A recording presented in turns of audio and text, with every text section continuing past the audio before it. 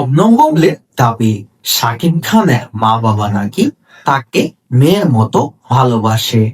কখনোই শবনম বুবলিকে নাকি রান্নাঘরে যেতে দেয়নি শাকিব খানের মা, এমনটাই দাবি করেছেন তিনি নিজেই।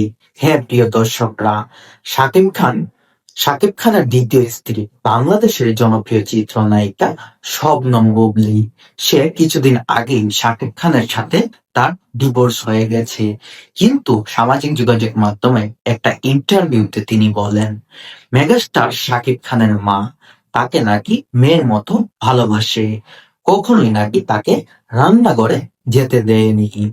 তিনি যখন রান্নাঘরে যেতেন তখন মেগাস্টার শাকিব খানের মা তাকে বলতেন, আমি যতদিন বেঁচে আছি তোমাকে রান্না করতে হবে না, তুমি আমার মেয়ের মতো, তোমাকে আমি অনেক ভালোবাসি। এই কথাটার পরে সামাজিক যোগাযোগ মাধ্যমে শবনম বুবলিকে নিয়ে অনেকে অনেক মন্তব্য করছেন। অনেকে বলছেন হ্যাঁ, ডিভোর্স হয়ে গেছে, এবার শাশুড়ির প্রতি ভালোবাসা দেখাচ্ছেন। অনেকে বলছেন হ্যাঁ, শাশুড়ির প্রতি বউয়ের এমন ভালোবাসা দেখে সত্যি মুগ্ধ।